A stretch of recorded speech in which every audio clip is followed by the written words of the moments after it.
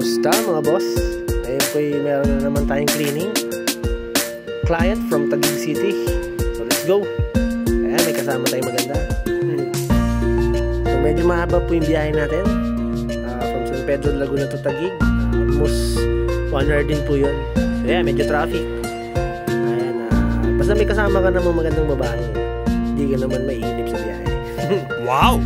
So ayan po, binabagtas po natin yung service road po papuntang Taguig City. Wow! So yun po, nakilala po natin si Sir. Nag-inquire po siya sa ating Facebook po. Nakita po niya yung video card po natin na binibenta, and then sinabay na rin po niya yung cleaning sa kanyang computer system unit po.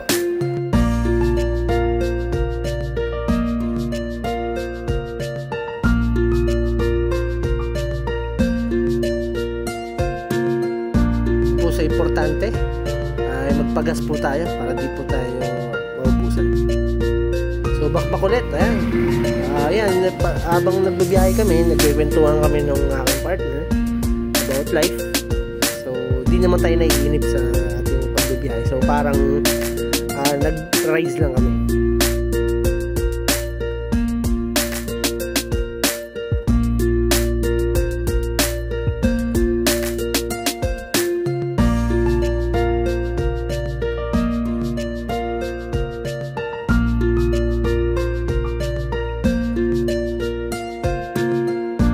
Ayan na po, dumating na po tayo.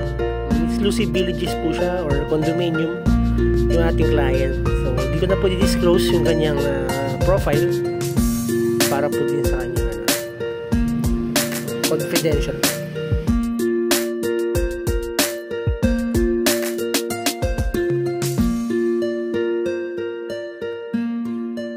So ayan, napakaganda ng ating gagawing computer. Ayan po. Ayan po yung cable management niya po. Ayusin din po natin yan. So ganito pagkakataon po, medyo mahirap po yung ating gagawing paglilinis. Gawa na din po ng ilang years na rin po niya gagamit yung kanyang rig, or almost 2 years. Ayan, kailangan po natin mabusising tinatanggal yung mga bawat parts po. Gawa din po na anti-static din po natin siya. So kapag nasira din po kasi natin yan, is tayo rin po yung magbabayad, or tayo po yung obligado na palitan yung mga sisirang unit. So ayan po, tinatanggal po natin yung isa-isa.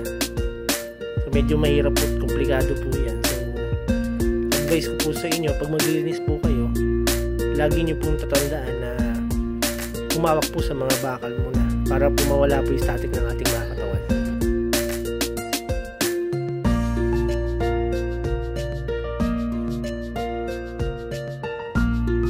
Ayan po, cable management na po tayo.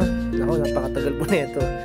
So kung bago po kayo nag-cable management, so advice ko po sa inyo is maging patient lang po kayo sa pag-cable management kasi po mahirap po talaga. So ayan po, tapos na po.